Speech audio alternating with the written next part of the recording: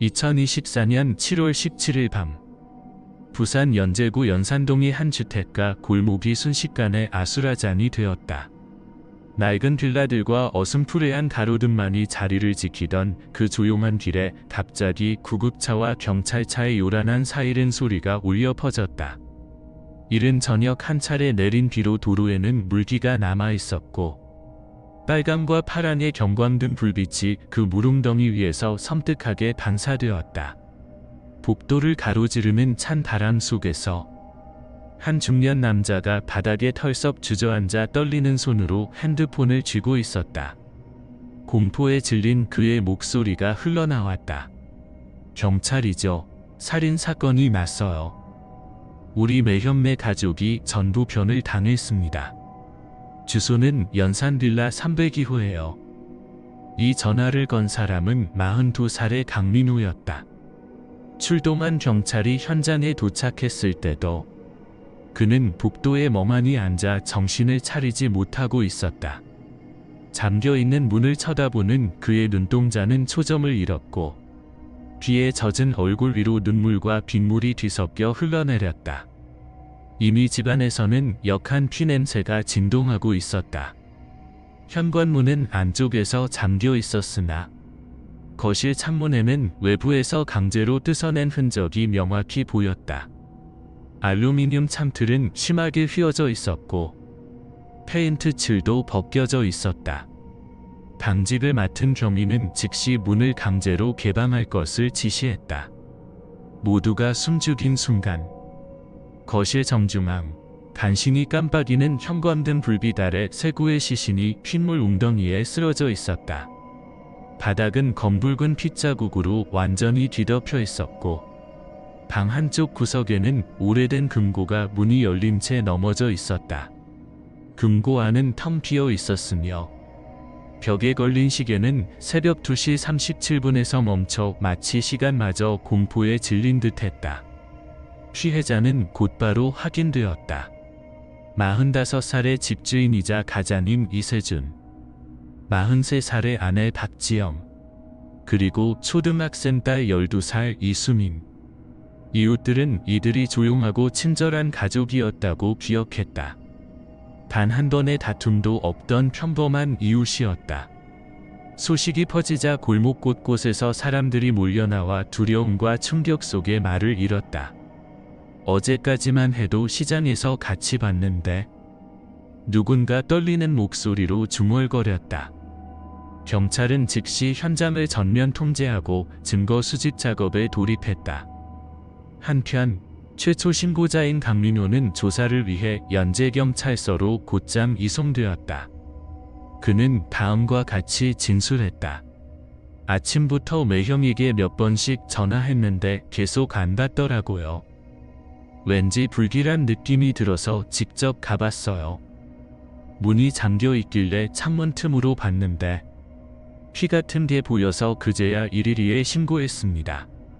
그의 목소리는 떨렸고 눈빛은 불안했다. 몇몇은 그를 안쓰럽게 여겼지만 또 다른 이들은 의심의 눈초리를 거두지 못했다. 밖에서는 다시 비가 굵어지기 시작했다. 빗소리와 경찰차 사이렌이 어둠 속에서 뒤섞이며 부산의 그 여름밤을 더욱 침울하게 만들었다. 그날 밤 연산동에서는 한 가족의 비극이 시작되었고 아무도 상상하지 못한 끝없는 어둠의 이야기가 이제 막을 울렸다. 새벽 4시가 조금 넘은 시각 부산경찰청 강력계 김지훈 대위가 연산빌라 현장에 도착했다. 마음을 다잡은 그는 냉정한 얼굴과 날카로운 눈빛으로 유명한 베테랑 형사였다.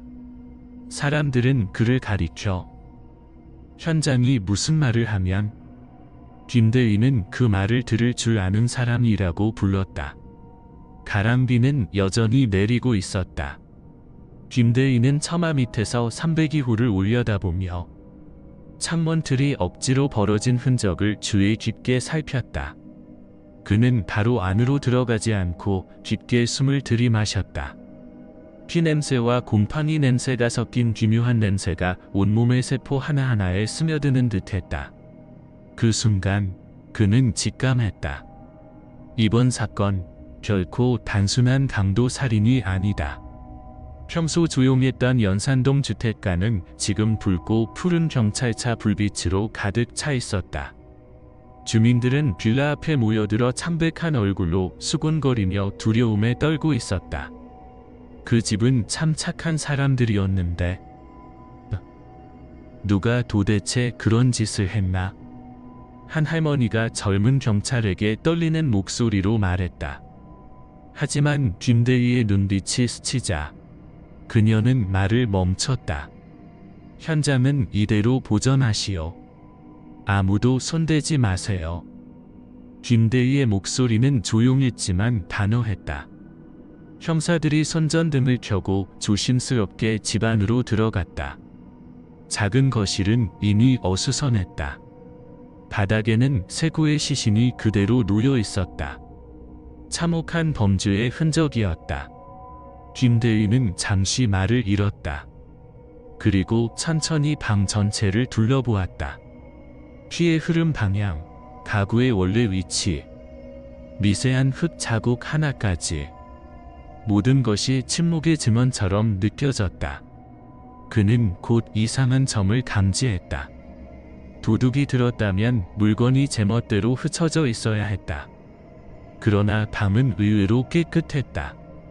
마치 누군가 일부러 정리한 듯한 인상이었다. 창문, 유일한 침입 흔적. 도구로 억지로 벌린 자국이 거칠게 남아 있었다. 전문가가 아니라면 이렇게 조잡하게 흔적을 남기지 않지. 김대희는 페인트가 벗겨진 자리를 손끝으로 따라가며 중얼거렸다. 참틀 밖에는 진흙이 묻어 있었으나 쇠 조각들은 이상하게도 안쪽으로 떨어져 있었다. 그는 미간을 찌푸렸다. 문을 깬 사람은 밖이 아니라 안쪽에 있었군. 복도 한쪽 구석에는 강민우가 주저앉아 있었다. 두 손을 꽉 쥐고 고개를 숙인 채 온몸이 떨리고 있었다. 김대희는 그를 잠시 바라보았다. 남자는 참백한 얼굴에 눈이 붉게 부어 있었고 어깨가 울음으로 들썩였다. 하지만 김대희는 잘 알고 있었다. 감정은 절대 증거가 될 수 없다. 눈물을 흘리는 살인자들을 그동안 수없이 목격해왔다. 대님, 피해자 집에 있던 개가 뒷베란다에서 맞아 죽은 채 발견되었습니다. 수사관의 보고가 이어졌다. 김대희는 고개를 끄덕이며 시선에서 강민우를 떼지 않았다. 개까지 죽였다고. 이건 단순한 강도가 아니야. 범인은 소리를 완전히 없애려 했어. 과학수사팀이 사진을 찍기 시작했다. 번쩍이는 플래시 속에서 피올루, 진흙 묻은 발자국, 그리고 차가운 시신의 얼굴이 선명하게 드러났다. 김대희는 천천히 밤을 돌며 피 자국의 방향, 금고의 위치, 창문과 뒷문 사이의 거리까지 모두 기억했다. 밖으로 나서며 그는 다시 한번 302호를 돌아보았다. 그의 눈빛은 차분했지만 그 속에는 강한 예감이 일렁이고 있었다. 무언가 여기서 단단히 잘못됐다. 찬 바람이 불자 봉인된 천막이 흔들렸다. 비는 여전히 내리고 있었다. 연산동 골목에는 베테랑 형사의 무거운 발소리만 남았다. 피와 눈물로 얼룩진 진실을 찾아가는 첫걸음이었다. 새벽이 막 밝아올 무렵 연산 빌라 일대는 여전히 폴리스 라인으로 엄격하게 봉쇄되어 있었다. 노란색 경찰선이 건물을 둘러싸며 마치 침묵 속의 경고문처럼 팽팽하게 쳐 있었다. 부산된 국립과학수사연구원 감식팀이 현장에 도착했다. 카메라, 장갑, 자외선 손전등, 그리고 현장 분석 장비를 가득 들고 그들은 단 한치의 실수도 없이 움직였다. 말소리 하나 없이 오직 셔터음과 수첩의 펜이 긋는 소리만이 공기를 갈랐다. 김지훈 대위는 거실 정중앙에 서 있었다. 그의 눈빛은 마치 피로 쓰인 보이지 않는 책을 읽고 있는 듯했다. 감식 요원 한 명이 창가 쪽에서 몸을 숙였다. 대님, 참쌀의 절단면은 날카로운 도구로 만든 것 같습니다만 전기 절단기가 아닌 듯합니다. 일상적으로 쓰는 공구로 보입니다. 김대리는 조용히 다가가 절단 부위를 살폈다. 표면은 거칠고 불규칙했다.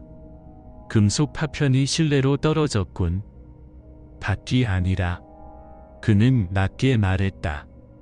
이건 내부에서 창문을 절단한 후 침입 흔적을 일부러 위장한 거야. 순간 현장은 숨을 죽였다. 아무 말도 없었고 카메라 플래시만 연이어 번쩍였다. 창가 근처 바닥에는 진흙 자국이 희미하게 이어져 있었다. 한 요원이 자국을 측정했다. 신발 사이즈는 약 260에서 265mm입니다. 한국 남성 기준 40에서 41 정도입니다. 발자국은 일직선이었다.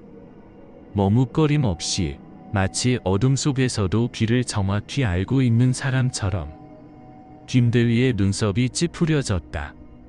낯선 침입자였다면 밤의 주위를 더듬거리며 움직였을 거야. 하지만 그는 곧장 금고로 향했지. 망설임이 전혀 없어. 금고는 한쪽으로 기울어져 있었고 깊은 절개 자국이 남아 있었다. 문가에는 희미한 혈흔이 묻어 있었다. 요원이 조심스럽게 샘플을 채취하며 말했다. 이 혈흔은 우연히 묻은 게 아닙니다. 김대리는 말없이 바라봤다. 등줄기를 타고 서늘한 감각이 흘렀다. 이 방 자체가 피와 쇠로 된 언어로 끔찍한 이야기를 들려주는 듯했다. 감식팀은 뒷문으로 향했다. 문은 반쯤 열려 있었고 경첩에는 진흙과 희미한 손자국이 남아 있었다. 축축한 콘크리트 바닥 위에는 흙 묻은 발자국이 비상 계단 쪽으로 이어졌다. 수사관이 메모했다. 이 문은 안에서만 열립니다. 김대위가 낮게 답했다. 그렇다면 범인은 이곳으로 나갔다는 뜻이야. 그는 침입자가 아니라 내부 사람이었어. 뒷 베란다에서 요원들이 숨을 삼켰다. 가족이 키우던 풍산개가 죽어 있었다. 머리에는 피가 배어 있고 쇠사슬이 목에 걸려 있었다. 놈은 짚는 소리를 절대 남기고 싶지 않았던 거야. 김대위의 목소리가 갈라졌다. 하지만 어쩌면 걔는 범인을 알아봤을지도 모르지. 집안 공기는 무겁게 가라앉았다. 새벽 햇살이 깨진 창문을 통해 스며들며 피 묻은 타일 바닥 위에 번졌다.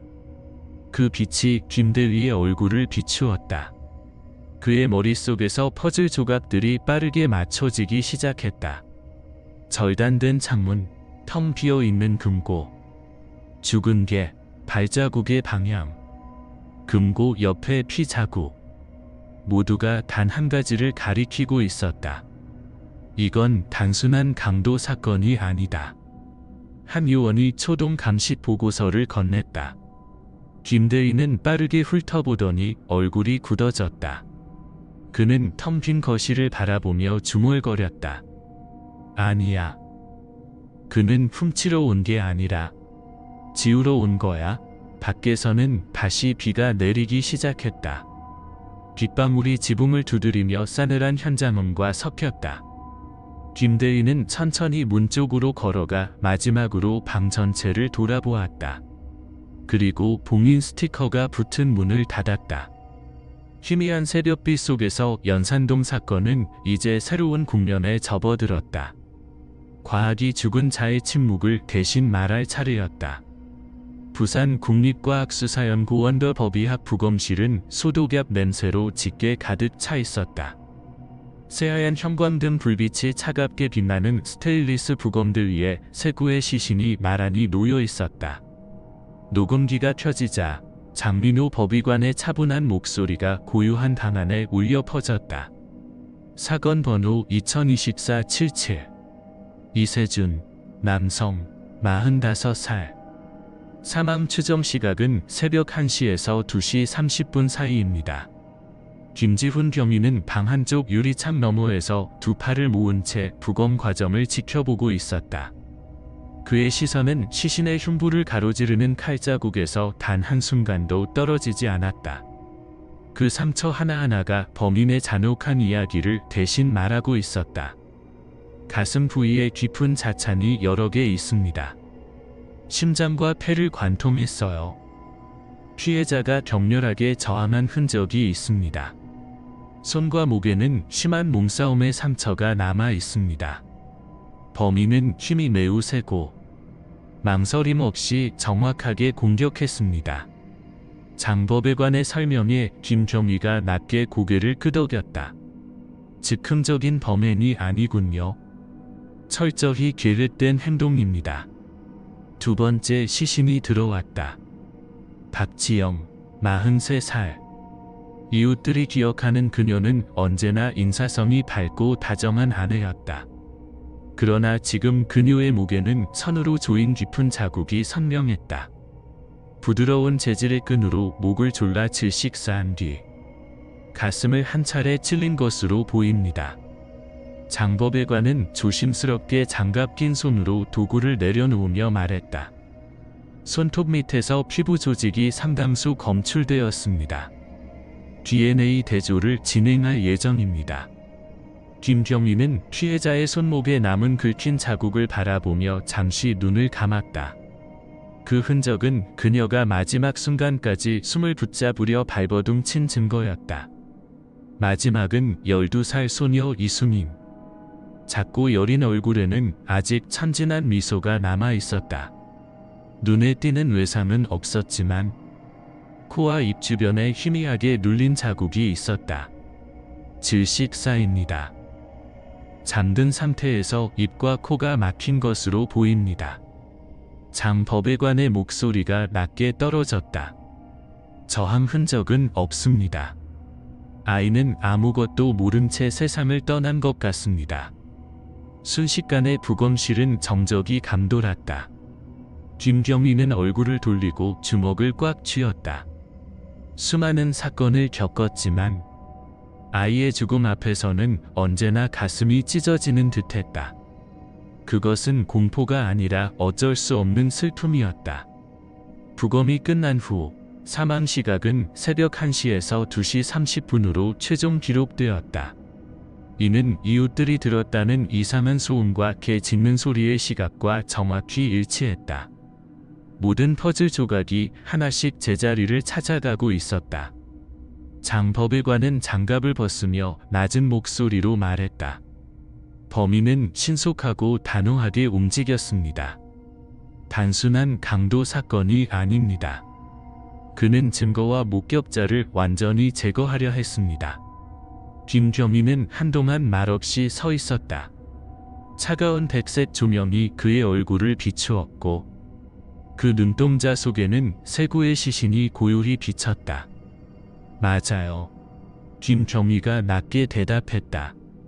그는 훔치려던 게 아니라 사건을 끝내려 했던 겁니다. 부검실 밖에서는 다시 빗소리가 들려왔다. 창문을 때리는 빗방울 소리는 마치 아직 떠나지 못한 영혼의 한숨처럼 길게 이어졌다. 그 침묵 속에서 오직 펜이 서류 위를 스치는 소리만이 들렸다. 사망 원인, 날카로운 흉기에 의한 다발성 자상, 교살 및 기도 폐색에 의한 질시, 범행 성격, 고의적, 계획적 증인 제거 목적의 살인. 김경희는 서류를 덮고 결연한 눈빛으로 말했다. 반드시 찾아내겠습니다. 그들은 우리에게 말하고 있습니다. 피로써 다음 날 아침 부산경찰청 회의실은 숨소리조차 들리지 않을 만큼 고요했다. 두꺼운 커튼 틈으로 스며들어온 희미한 햇빛이 피곤하지만 긴장된 얼굴들을 비추고 있었다. 회의 테이블 위에는 사건 현장 사진, 감식 보고서, 그리고 302호 아파트의 평면도가 어지럽게 놓여 있었다. 회의 중앙에서 김지훈 경위는 팔짱을 낀 채 팀원들을 둘러보며 단호하게 입을 열었다. 이건 단순 강도 사건이 아닙니다. 범인은 피해자 가족의 일상과 집 구조를 너무나 잘 알고 있어요. 우리가 찾아야 할 사람은 모르는 사람이 아니라 아는 사람입니다. 프로젝터 화면에 강민우의 얼굴이 나타났다. 42살, 피해자 박지영의 남동생이었다.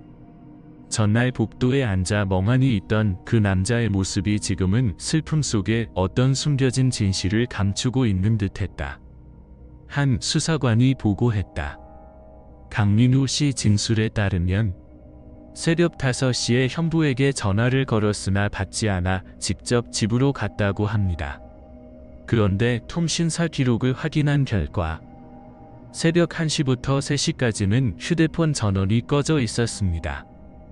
회의실이 술렁거렸다. 김경희는 눈썹을 찡그리며 책상을 가볍게 두드렸다. 그 시간이 바로 사건이 일어난 시간대군요. 또 다른 수사관이 연산들라 근처 CCTV 영상을 틀었다. 화질은 흐렸지만 키가 크고 어깨가 축 처졌으며 약간 절뚝거리는 남자의 실루엣은 분명히 강민우와 매우 흡사했다. 녹화 시각은 새벽 4시였다. 진술보다 1시간 빠릅니다. 공기가 무겁게 가라앉았다. 김경희가 낮은 목소리로 말했다. 만약 저 사람이 민호라면 왜 그는 경찰에 신고하기 전부터 현장 근처에 있었을까요? 젊은 형사가 금융 자료를 펼치며 말했다. 민호 씨는 이전에 부동산 중개인이었지만 최근에는 실직 상태입니다. 은행 계좌를 확인해 보니 빚이 상당합니다. 최근 3달간 온라인 도박 사이트에 지속적으로 돈을 입금한 기록도 있습니다. 3주 전에는 현부에게 3천만 원을 빌려달라고 했지만 거절당했습니다. 김경희는 의자에 몸을 기댄 채 조용히 중얼거렸다. 경제적 압박, 실질, 비, 그리고 거절. 충분한 동기가 되는군요. 테이블 끝에서 한 경찰관이 조심스럽게 말했다. 하지만 아직 물적 증거가 없습니다. 단순한 의심만으로 결론을 내릴 수는 없습니다. 김경희가 고개를 끄덕였다. 맞아요. 추측으로는 안 됩니다. 과학이 부정할 수 없는 결정적 증거가 필요합니다. 그는 자리에서 일어나 강민호의 사진 앞으로 다가갔다. 차가운 눈빛으로 사진을 응시하며 낮지만 단호한 목소리로 말했다. 이 남자. 그는 첫 목격자이자 가장 유력한 용의자입니다. 지금부터 24시간 감시를 즉시 시작하세요. 그의 이동 경로, 통화 기록, 금융 거래 전부를 확인해야 합니다. 강민호가 무엇을 숨기고 있는지 반드시 밝혀냅시다.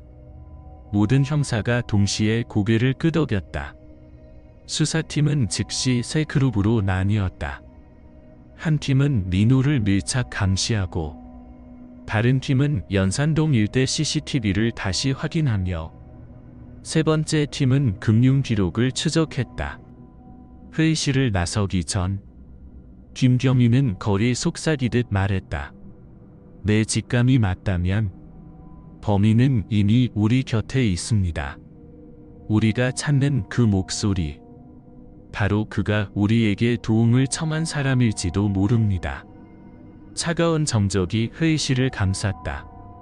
밖에서는 부산 도심의 차량 소음이 아침을 깨우고 있었지만 그곳에 있던 모든 사람은 알고 있었다. 이제 사건의 새로운 장이 열렸다는 것을. 그리고 그 중심에는 강민호라는 이름이 있었다. 한겨울의 부산, 회색빛 안개가 도시를 뒤덮은 오후였다. 지휘실 안 커다란 테이블 위에는 부산 시내 지도 한 장이 펼쳐져 있었다. 빨간 점들은 강민호가 들렀던 장소들을 표시하고 있었다. 그 순간부터 추적이 실제 시작됐다. 사이렌 소리 하나 없이 단지 침묵 속에 움직이는 수사팀의 발걸음이었다. 김지훈 대위는 짧게 명령했다. 체포하지 말고 절대 추궁도 하지 마. 놈이 스스로 실수하게 내버려 두어라. 두 개의 전문 수사조가 24시간 교대로 민우를 감시했다. 그들은 일정한 거리를 유지하며 조용히 따라붙었다. 도로 건너편에는 검은색 픽업 트럭이 세워져 있었고 뒷 남원 렌즈가 민우의 아파트를 향하고 있었다. 사건 현장에서 약 3km 떨어진 낡은 아파트였다. 첫날 민우는 거의 집을 나서지 않았다. 그는 1층 카페 구석에 앉아 창밖을 멍하니 바라보며 마치 영혼이 빠져나간 사람처럼 앉아 있었다. 하지만 밤이 되자 그는 작은 PC방으로 향했다. 감시 카메라는 그가 온라인 도박 사이트에 로그인하는 장면을 포착했다. 아직도 하고 있네요. 한 수사관이 보고했다. 계좌 잔액은 거의 다 떨어졌습니다. 기술팀은 곧바로 그의 금융 기록을 조사했다. 수많은 소액 이체가 반복적으로 게임 충전소와 베팅 사이트로 향했다. 사건 3주 전 그의 통장 잔액은 급격히 줄어들어 겨우 몇십만 원만 남아 있었다. 이건 전형적인 동기야. 김태희가 말했다. 도박은 돈만 태우는 게 아니라 이성까지 태워버리지. 한편 제2수사조는 민우의 가족과 친구들을 은밀히 조사했다. 오랜 친구 한 명이 털어놓았다. 사건 며칠 전에 민우가 여행 가방 하나를 맡아 달라고 했어요. 열어보지 말라고 하더군요. 그는 별다른 의심 없이 방 한 구석에 두었다. 하지만 경찰이 압수했을 때 그 안에는 진흙이 묻은 장갑 한 쌍과 금속 절단용 펀치 플라이어 한 개가 있었다. 전자기기 수리공이 자주 쓰는 작은 공구였지만 철심 정도는 자를 수 있을 만큼 강했다. 보고서를 받은 김대희는 오랫동안 아무 말도 하지 않았다. 퍼즐 조각들이 맞춰지고 있었다. 아직 그림의 한 귀퉁이는 비어 있었지만 방향은 분명했다. 증거물에 손대지 마. 기술팀이 처리하게 해. 모든 절차는 법적으로 완벽하게 해야 한다. 그가 조용히 말했다. 감시는 계속됐다. 민호는 평범한 일상을 억지로 가장했다. 음식을 사고 술을 마시고 어머니에게 짧게 전화를 걸었다. 그러나 김대희는 CCTV 영상을 보며 이상한 점을 발견했다. 민우의 손목 근처에 긁힌 상처 하나가 있었다. 법의학 보고서의 문장이 떠올랐다. 피해자 박지영의 손톱 밑에서 사람의 피부 조직이 발견됨. 그의 심장이 쿵 하고 내려앉았다. 직감이 다시 살아났다. 이제 놈은 궁지에 몰렸어. 야간 회의에서 김태희가 말했다. 가방, 상처, 뒷, 모든 게 그를 조이고 있어. 하지만 마지막 증거가 나올 때까지 움직이지 마. 법정에서 단 한마디의 변명도 통하지 않게 완벽하게 끝내야 한다. 창문 밖으로 강풍이 휘몰아쳤다. 밤새 불이 켜진 수사실 안. 팀원들은 하얀 보드에 빼곡히 붙은 사진과 지도, 의심 지점들을 잇는 화살표들을 묵묵히 바라보았다. 각 사진, 각 숫자가 진실에 한 걸음 더 가까이 다가가는 발자국이었다. 공기는 무겁지만 확신에 차 있었다. 이미 시작된 것이다. 한때 피해자의 친구로 불리던 강민호는 이제 진실이 스스로 짜놓은 그물 속에 갇혀 있었다. 월요일 아침 국립과학수사연구원 부산지부른 부산의 실험실 안. 하얀 불빛이 증거 번호가 붙은 트레이 위로 반사되고 있었다. 공기는 차갑고 무거웠다. 들리는 건 원심 분리기가 돌아가는 소리와 고무장갑이 스치는 마찰음뿐. 모두가 알고 있었다. 오늘 과학이 침묵한 영혼들을 대신해 말할 것이다. 테이블 옆에는 김지훈 대위가 감정팀장과 함께 서 있었다. 금고 모서리에서 채취된 혈액 샘플이 담긴 시험관이 현미경 아래에 놓였다. 잠시 후 화면에 결과가 떠올랐다. DNA가 강민우와 완벽하게 일치했다. 아무도 말을 하지 않았다. 조용히 펜이 서류 위를 긁는 소리만 들렸다. 이 혈흔은 우연히 묻은 게 아닙니다. 감정관이 낮은 목소리로 말했다. 금고 안쪽에 묻어 있었어요. 즉, 피를 흘린 사람이 금고를 강제로 열었을 때 손을 댔다는 뜻입니다. 김대희는 고개를 끄덕이며 낮게 말했다. 그는 그곳에 있었습니다. 구조자가 아니라 범인으로서. 다음 보고서는 실험실 공기를 더욱 무겁게 만들었다. 박지영의 손톱 밑에서 발견된 피부 조직의 DNA가 역시 강민호와 완전히 일치한 것이다. 법의학자가 천천히 한 글자씩 말했다. 몸부림치는 동안 피해자는 범인의 살점을 긁어냈습니다. 그것이 마지막 저항이었습니다. 김대희는 눈을 감고 깊은 숨을 내쉬었다. 누나는 동생을 지키려 했지만 결국 그러지 못했군요. 가장 결정적인 증거는 강민호가 친구에게 맡긴 여행 가방 속에서 발견된 펀치 플라이어 금속 절단용 펜치였다. 전자 현미경 아래에서 전문가들은 펜치 아래 미세한 금속 입자를 찾아냈다. 그 합금 성분은 피해자 집 참살에서 채취한 금속과 완벽하게 일치했다. 감정관이 단호히 말했다. 이것은 참살을 자르고 범행 현장을 조작하기 위해 사용된 도구입니다. 더 이상 의심의 여지는 없습니다. 이어 진흙이 묻은 장갑도 분석에 들어갔다. 장갑 틈새에서 회색 섬유 한 가닥이 발견되었다. 현미경으로 비교한 결과 피해자 이세준의 소매 섬유와 동일했다. 또한 장갑에 묻은 흙의 성분은 피해자 아파트 창문 주변의 진흙과 일치했다. 모든 조각이 완벽하게 맞아떨어졌다. 퍼즐이 완성된 순간이었다. 김대희는 증거들을 책상 위에 차례로 펼쳤다. 현장 사진 속 말라붙은 핏자국, DNA 감정서, 펜치, 장갑, 족적 사진, 그리고 아파트 구조도. 각 증거는 이제 제 목소리를 갖게 되었고 모두가 하나의 이름을 가리켰다. 강민호. 그는 낮지만 단호한 목소리로 말했다. 범죄는 조작될 수 있어도 흔적은 결코 거짓말하지 않는다. 과학이 이미 진실을 증명했다.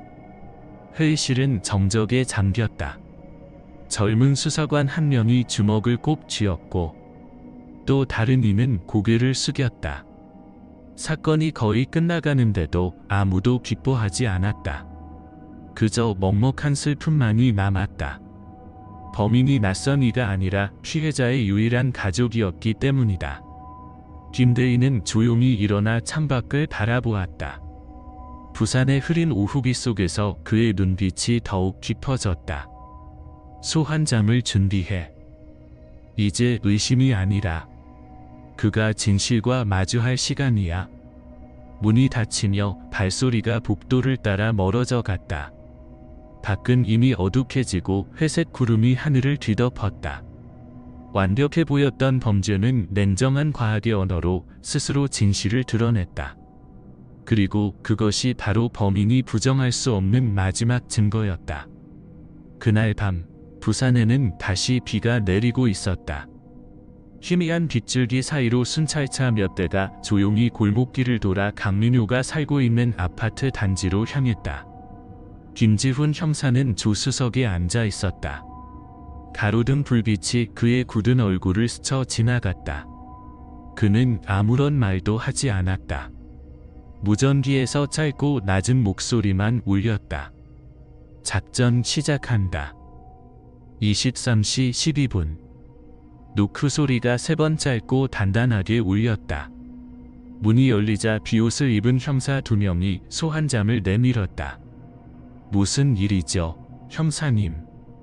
강민호는 억지 미소를 지었지만 초점 없는 눈빛이 이미 상황을 대변하고 있었다. 경찰서에 도착하자 조사실은 이미 준비되어 있었다. 천장에 매달린 흰 형광등 빛이 새 테이블 위로 반사되었다. 비에 젖은 외투에서 물방울이 뚝뚝 떨어지는 소리만이 공간을 채웠다. 김지훈 대위가 두꺼운 서류철을 들고 들어왔다. 그의 맞은편에서 강민호는 고개를 숙인 채 손가락을 꼭 맞잡고 있었다. 김 형사가 차분히 입을 열었다. 강민호 씨, 내가 왜 당신을 불렀는지 충분히 알고 있겠죠. 민호는 쉼없이 웃으며 대답했다. 전 이미 다 말씀드렸잖아요. 저는 그저 발견했을 뿐이에요. 김 형사는 아무런 말 없이 서류를 펼쳤다. 그리고 피가 묻은 금고 사진을 책상 위에 내려놓았다. 이건 당신의 혈액이야. DNA 검사 결과 완벽하게 일치했어. 민호는 침을 꿀꺽 삼켰다. 입술이 떨렸다. 그럴 리가 없어요. 다음 사진이 놓였다. 피해자 박지영의 손톱 밑에서 발견된 피부 조각 확대 사진이었다. 이 DNA도 당신 거야? 누나는 저항하면서 범인의 손을 긁었지. 민호는 눈을 감았다. 온몸이 굳어버렸다. 김 형사는 일정한 톤으로 말을 이었다. 당신 여행 가방에서 발견된 펀치 플라이어에는 참쌀의 합금 성분이 묻어 있었고 장갑에는 이세준 씨 재킷 소매의 섬유가 붙어 있었어. 이 사실을 지금 뭐라고 설명할 겁니까? 공기가 무겁게 내려앉았다. 민호는 입을 열었지만 아무런 소리도 나오지 않았다.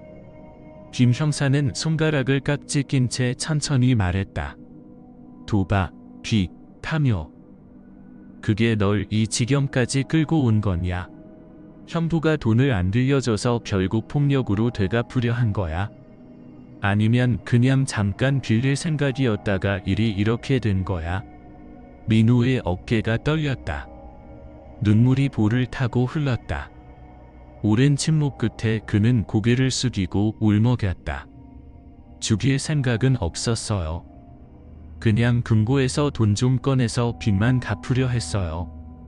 그런데 세준형이 깨어나서 소리치니까 무서워서 과일 칼을 그리고 누나가 나와서 수민이가 울기 시작하고 사람들이 들을까봐 작은 방 안에 울음 섞인 자백이 퍼졌다. 창문을 때리는 빗소리가 그 울음을 삼켜버렸다. 김지훈은 아무런 말도 하지 않았다. 그는 알았다. 이 순간이 사건의 끝이자 한 인간의 파멸의 시작임을. 민호는 눈물로 번진 얼굴을 들었다. 정말 후회돼요. 차라리 빨리 죽고 싶어요. 그 사람들에게 미안하다고. 김 형사는 한참을 바라보다가 조용히 말했다.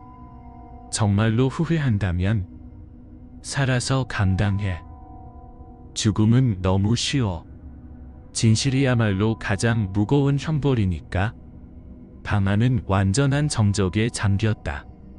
창밖으로 멀리 부산항 쪽에서 천둥 소리가 울려왔다. 비는 여전히 내리고 있었다.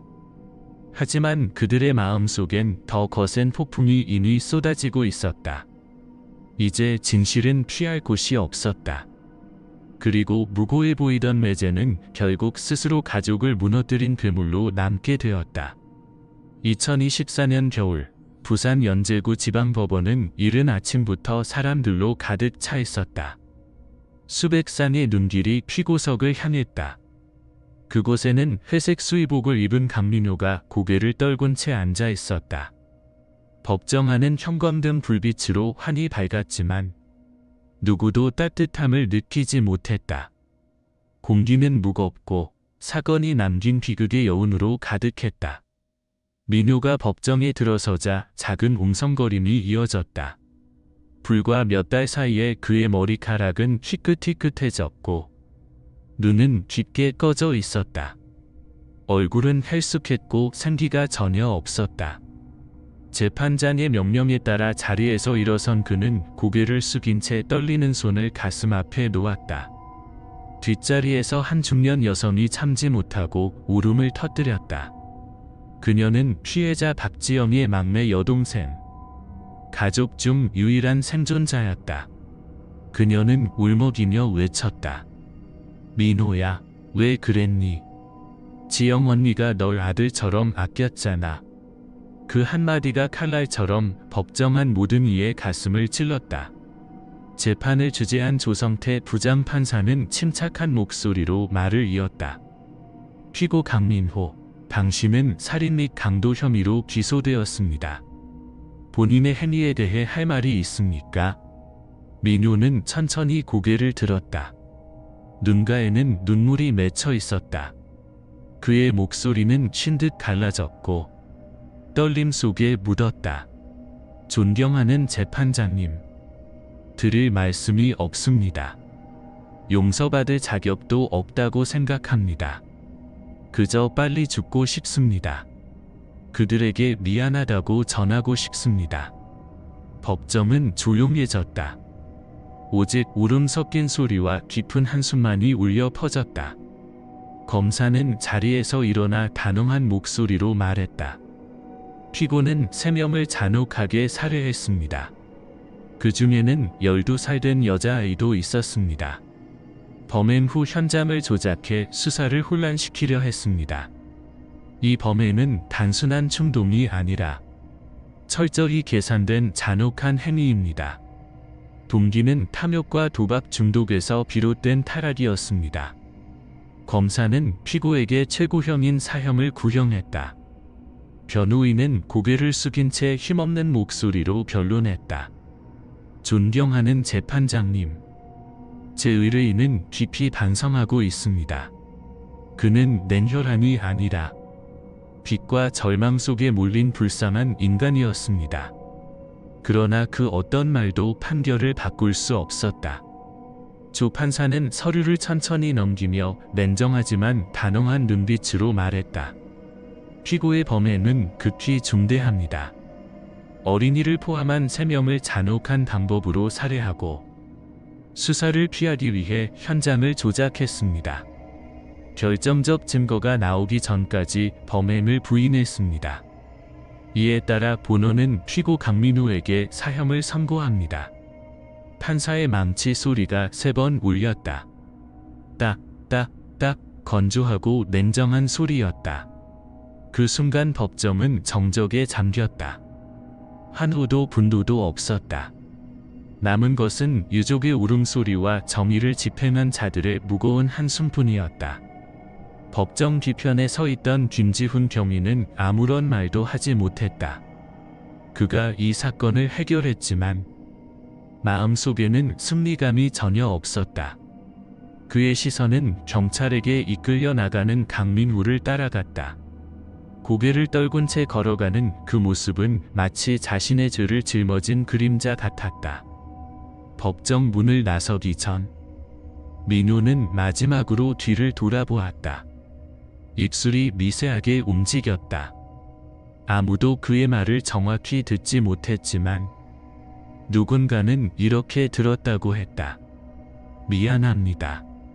복도 밖으로 흰빛의 햇살이 스며들었다. 차갑고 잔혹한 빛이었다. 사건은 끝났지만 그 여운은 쉽게 사라지지 않았다. 한 가족의 파멸, 한 남자의 타락, 그리고 또 하나의 깊은 상처를 남긴 사회.